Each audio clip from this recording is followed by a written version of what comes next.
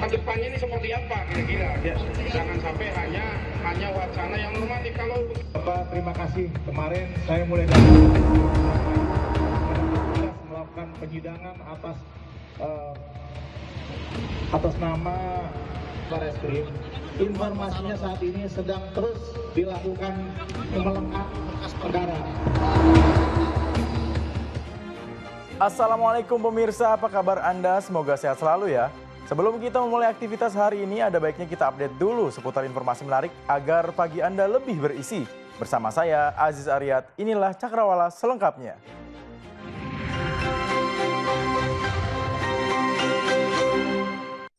Pemirsa, sebuah pohon beringin di sisi Jalan Raya Daan Mogot, Kota Tangerang, Banten, tumbang dan menimpa sepeda motor yang melintas. Pohon tumbang di Jalan Tanah Tinggi.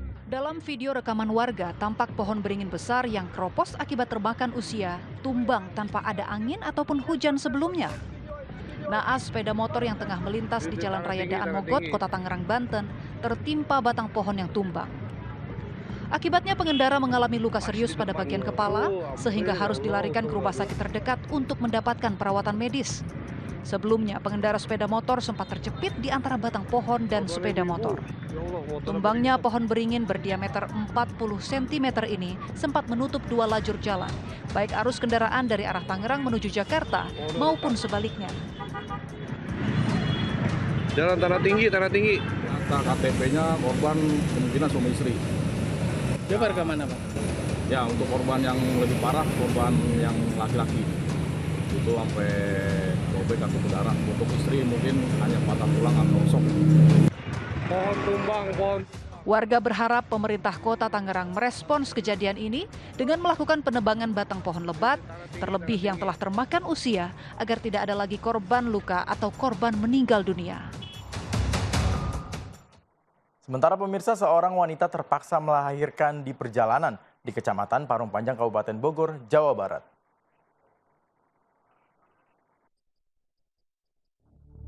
Selamat bela.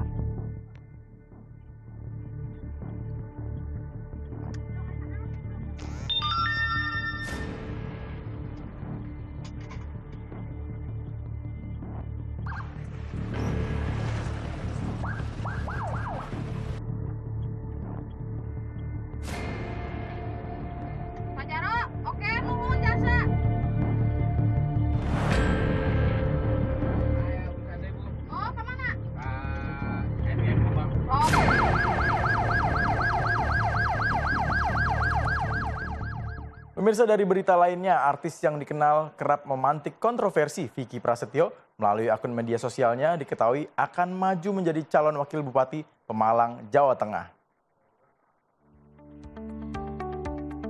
Sebagaimana dengan gaya khasnya, Vicky pun menyampaikan orasi untuk mendapatkan kepercayaan dan dukungan dari warga Pemalang. Minimum kerjanya punya kelayakan, mungkin saya tidak jauh Bang dari keluarga. Andai saja kalau saya bisa diperhatikan lebih baik, mungkin saya mau masih berada di tanah kelahiran saya untuk tidak pergi dari sini. Tapi semuanya terpaksa karena tidak ada kemakmuran yang saya dapat di tanah ini. Jadi hal seperti itu yang mendorong saya, ayo sama-sama. Ini tidak bisa menjadi PR hanya pekerjaan pemerintah, tapi minimal ini akan menjadi PR untuk kita semuanya. Dari sistem eksekutif, legislatif, ataupun rakyat secara masif. Mari, sekarang saatnya kita dedikasikan untuk membuat Kabupaten Pemalang untuk menjadi lebih baik. Andai kata ungkapan saya mungkin ditolak untuk para mantan, minimal ungkapan saya bisa diterima untuk seluruh warga Pemalang. Ada satu quote yang menarik. Belum diketahui Vicky akan maju dengan dukungan partai apa, serta bakal berpasangan dengan siapa dalam kontestasi pemilihan Bupati dan Wakil Bupati Pemalang, Jawa Tengah kelak. Sementara dari berita lainnya, pemirsa, Polres Metro Depok menggelar konferensi pers terhadap MI, pelaku penganiayaan batita di daycare kawasan Harjamukti, Cimanggis. Polres Metro Depok menggelar konferensi pers terhadap MI sebagai tersangka penganiayaan daycare Wensen. MI dijemput di rumahnya di kawasan Cisalak, Cimanggis pada pukul 10 malam tadi. Saat bertemu awak media, MI hanya diam, tidak memberikan statement ataupun menyampaikan permohonan maaf kepada para korban dan keluarganya. Kapolres Metro Depok, Kombes Arya Perdana mengatakan pelaku adalah MI, pemilik daycare. Setelah dilakukan penelusuran, diketahui ada korban lainnya yang terekam di video rekaman kamera pengawas lainnya. Pelaku mengakui bahwa orang yang ada di CCTV adalah dirinya. Saat ini, total ada 2 korban yang sudah melaporkan MI ke unit PPA Polres Metro Depok. Salah satu korban masih bayi dan mengalami dislokasi di bagian kaki. Anak saya diperlakukan dengan tidak baik, mendapatkan penganiayaan. Saya merasa ada beberapa keanehan. Lebih tepatnya istri saya yang merasa ada keanehan. Kaki anak saya, kakinya seperti keseleo atau kesandung, seperti tergantung sebelah kakinya. Dan setelah saya lihat videonya, ada salah satu video kaki anak saya diinjak. Ternyata di video itu ada juga kepala anak saya ditekan ke bawah gitu. Dan dilempar juga itu. Jadi curigaan istri saya terbukti di bulan lalu anak saya mengalami penganiayaan. Atas perbuatannya, pelaku diancam dengan Undang-Undang Perlindungan Anak Pasal 80 Ayat 1 dan 2 dengan ancaman hukuman minimal 5 tahun penjara. Pemirsa, Kapolres Cimahi, Jawa Barat memeriksa sejumlah saksi untuk mengungkap awal mula peristiwa tewasnya ibu dan anak hingga menjadi kerangka di dalam rumah. Tim forensik Polda Jawa Barat pun telah menggelar olah TKP di lokasi kejadian. Polisi hingga kini masih menyelidiki temuan 2 kerangka ibu dan anak Iguh Indah Hayati perempuan berusia 55 tahun dan anak laki-lakinya Ella Immanuel Putra berusia 24 tahun. Kedua kerangka manusia tersebut ditemukan di dalam kamar rumahnya di Perumahan Tani Mulia, Kecamatan Ngamprah, Kabupaten Bandung Barat, Jawa Barat. Kapolres Cimahi AKBP Tri Suhartanto mengatakan sudah ada sejumlah saksi yang diperiksa untuk dimintai keterangan termasuk suaminya, ketua RT, dan tetangga korban sampai sekolah SMK Pasundan tempat Ella Immanuel Putra menimba ilmu. Sementara pihak kepolisian masih mendalami hasil forensik dari olah tempat kejadian perkara yang dilakukan oleh tim Inafis Polda Jawa Barat kemarin. Keadaan rumah yang berantakan dan kondisi kedua korban yang sudah menjadi kerangka membuat penyelidikan kasus ini memakan waktu lebih lama. Namun tidak ditemukan ada barang berharga yang hilang.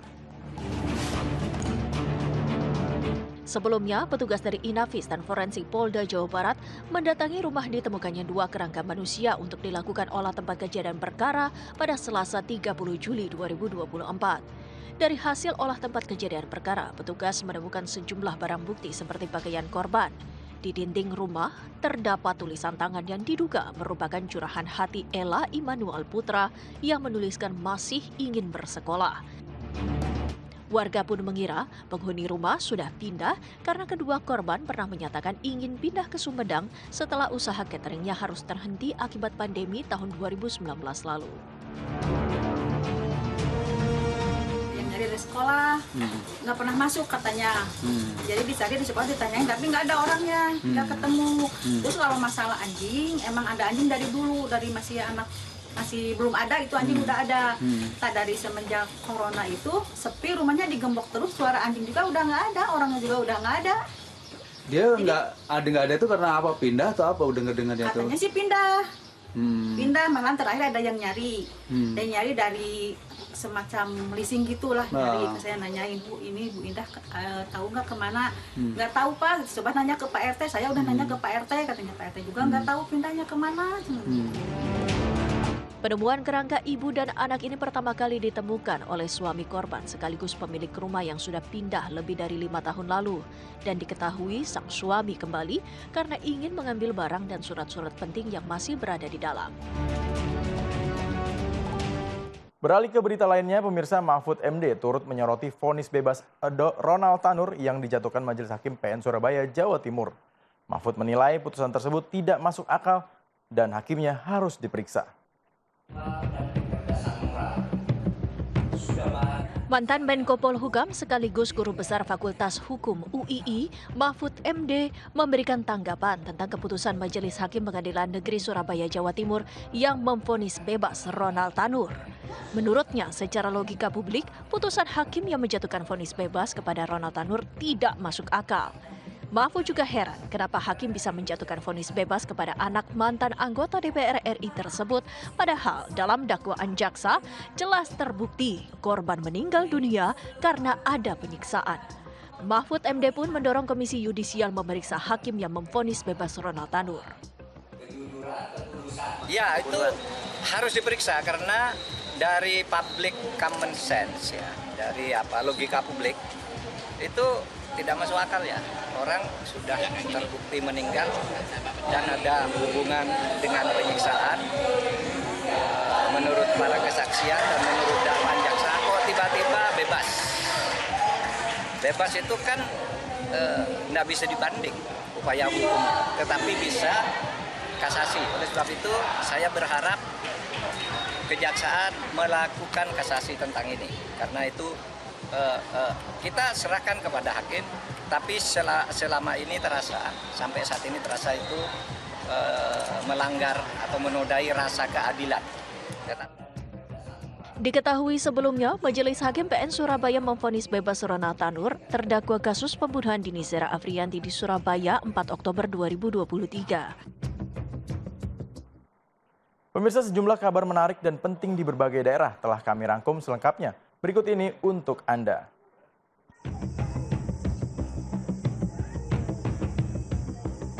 4 ekor biawak berukuran besar menghuni sebuah rumah kontrakan kosong di Jalan Lorong Fort Timur, Koja, Jakarta Utara, Kamis sore. Warga yang dikejutkan dengan keberadaan biawak besar itu meminta petugas damkar untuk melakukan evakuasi. Selanjutnya, 4 ekor biawak dibawa ke pos pemadam kebakaran sektor Koja untuk diamankan dan kemudian dilepas liarkan kembali ke habitatnya.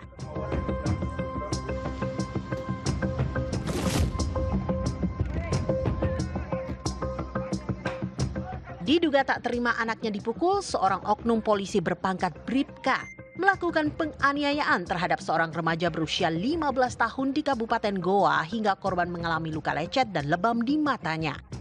Aksi penganiayaan oknum polisi tersebut kini viral di media sosial.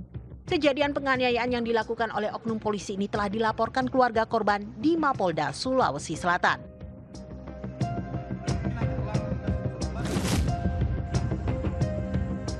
Mobil yang dikendarai Kepala Desa Soping, Kabupaten Simalungun, Sumatera Utara terjun dan masuk ke dalam Danau Toba. Setelah 3 jam pencarian, petugas berhasil mengevakuasi jenazah korban dari dalam danau. Saat itu korban yang mengendarai mobil berjalan beriringan bersama rekannya. Namun tiba-tiba mobil korban oleng ke arah sebelah kanan dan terjun ke dalam jurang lalu masuk ke dalam Danau Toba.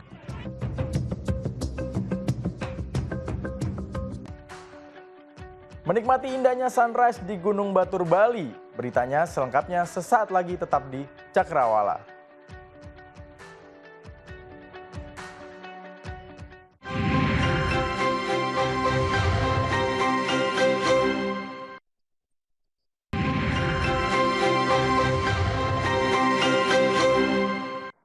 Terima kasih pemirsa, Anda masih setia menyaksikan Cakrawala bersama saya, Aziz Aryat. Pemirsa, aksi seorang ibu di Sidoarjo, Jawa Timur diduga buang anak balitanya di dalam masjid terekam kamera pengawas. Kini bocah perempuan usia 2 tahun tersebut diasuh oleh istri seorang takmir masjid setempat. Ada ibu-ibu. Peristiwa mengundang keprihatinan terjadi di Masjid Besar Miftahul Abidin Krian, Sidoarjo, Jawa Timur. Seorang balita perempuan ditemukan oleh pengurus masjid ditinggalkan oleh ibunya.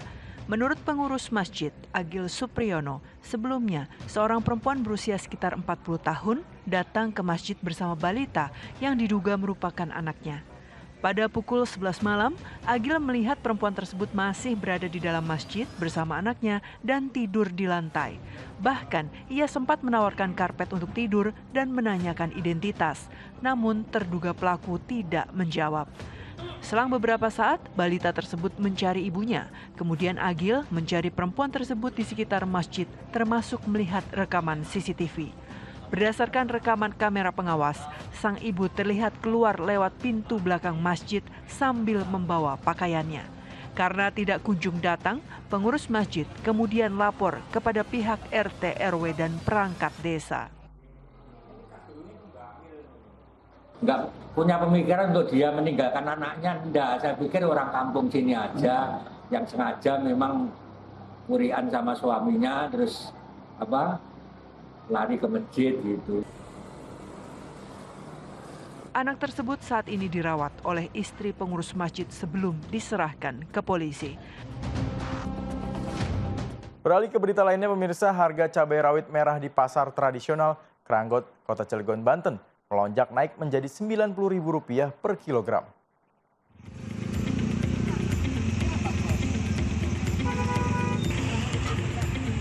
Sepekan terakhir, harga cabai rawit merah di pasar tradisional Kranggot, Kota Cilegon, Banten meroket. Cabai rawit merah sebelumnya dijual Rp45.000 per kilogram, kini melonjak naik hingga 100% atau dijual Rp90.000 per kilogramnya. Banyak konsumen yang terpaksa mengurangi jumlah pembelanjaannya. Sementara itu, untuk mengurangi angka kerugian, para pedagang juga terpaksa menjual cabai rawit merah ini secara eceran. Ada yang minta 5.000, 10.000, sedapatnya gitu. Ya lainin aja, dia dikurangi. Biasanya setengah jadi seperempat, biasanya sekilo jadi setengah. Ada yang beli 5.000 ya segini, tak layani. Seperempat. Buat di rumah apa gimana? Iya buat di rumah, berarti sama.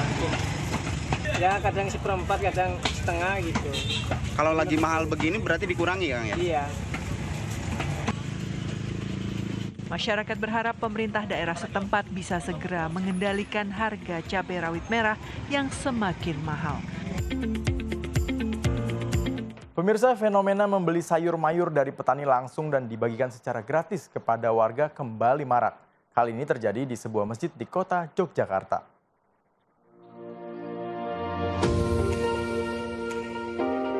Gerakan berbagi sayur mayur diinisiasi oleh Lembaga Rumah Zakat di Masjid Mujahidin Mujamuji Kota Yogyakarta.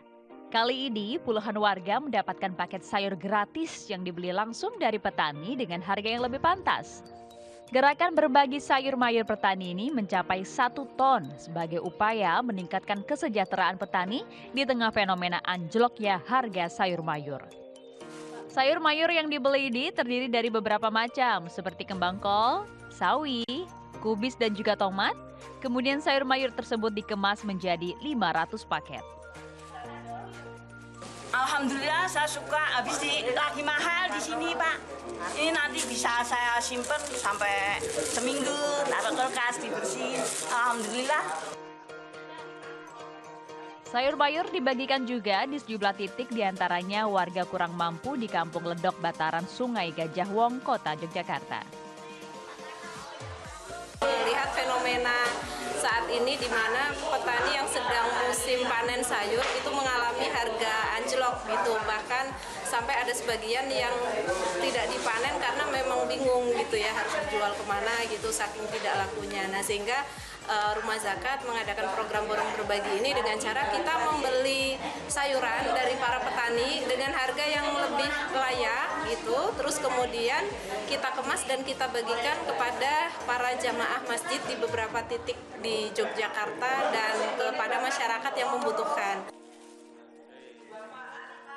Dengan membagikan sayur secara gratis ini diharapkan bisa membantu para petani sekaligus meringankan beban warga dalam memenuhi kebutuhan makan sehari-hari. Sementara pemirsa, kecelakaan terjadi di terowongan tol Cisumdawu kilometer 169, kawasan Pamulihan, Kabupaten Sumedang, Jawa Barat.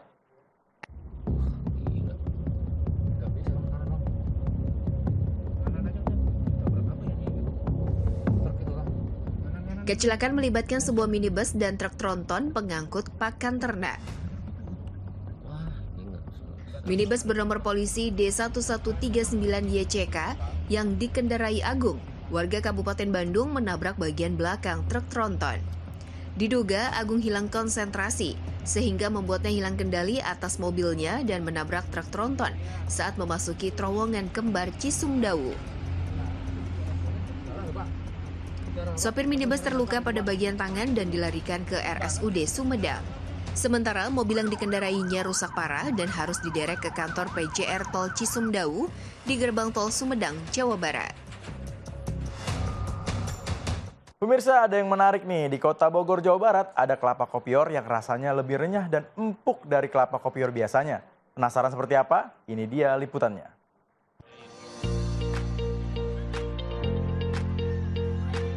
Jika Anda berkunjung ke kota Bogor, Jawa Barat, tak ada salahnya Anda mampir ke lokasi perkebunan kelapa kopior di kota hujan ini. Di perkebunan kelapa kopior seluas 25 hektar yang ada di Jalan Jabaru arah Kebun Raya Residence, Kelurahan Pasir Kuda Bogor Barat ini, Anda bisa menikmati es kelapa kopior yang segar dan rasanya lebih renyah dan empuk serta gurih. Enak nggak? Enak nggak? Enak. Apa sih bedanya dengan kelapa yang lain? Kalau kelapa di Jambi dia nggak kayak apa ya, beda aja gitu pokoknya. Kalau ini nggak keras ya? Nggak keras, dia lembut. Oh, ini lembut. Terus ini suasananya gimana? Kebun kelapa luas gini? Iya, adem. Adem. Es kelapa kopior yang dibuka langsung dari kulitnya ini adalah menu minuman andalan di lokasi ini. Harganya berkisar antara 36 hingga 51.000 per butir. Harganya memang cukup merogoh kocek ya, tapi hal ini karena buah kelapa yang digunakan di sini adalah kelapa hasil pengembangan genetika enzim alpha-galactosidae yang menjadi penelitian riset perkebunan Nusantara yang dilakukan di Pusat Penelitian Kelapa Sawit. Lokasi yang hijau dan luas ini menjadi keistimewaan tersendiri bagi pengunjung. Anda bisa menikmati es kelapa kopior di bawah rindangnya ratusan pohon kelapa. Nah pemirsa, memasuki libur akhir pekan ini, jika Anda ingin berlibur ke Pulau Dewata, yaitu menikmati terbitnya matahari dari ketinggian 1.300 meter di Gunung Batur, Bali. Anda juga dapat melihat penampakan 3 gunung lainnya secara bersamaan. Berita ini sekaligus menutup perjumpaan kita pagi ini. Saya Aziz Aryat beserta kru yang bertugas pamit undur diri. Tetap semangat dan wassalamualaikum.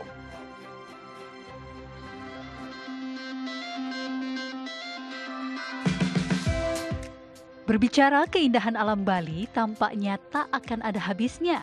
Satu di antaranya wisata tur ke Gunung Batur yang terletak di kawasan Kintamani, Kabupaten Bangli, Bali. Untuk menikmati wisata ini, para wisatawan terlebih dahulu menyewa mobil yang akan membawa mereka ke punggung Gunung Batur. Wisatawan akan dibawa menuju spot untuk menyaksikan terbitnya matahari dari ketinggian 1.300 meter dari permukaan laut.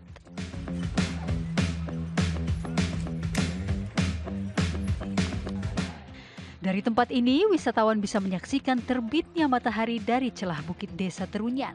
Bahkan, jika kondisi cerah, para wisatawan pun akan bisa melihat langsung 3 gunung yang ada di Bali dan Nusa Tenggara Barat, yakni Gunung Agung, Gunung Abang, dan Gunung Rinjani. Untuk harga Bu ya, itu tergantung rutenya, karena ada beberapa rute, ada yang ngambil sunrise saja. Ada yang ngambil sunrise dipakai dengan black lava, dan ada juga yang ngambil sunrise dipakai dengan black lava, black sand, dan hutan pinus.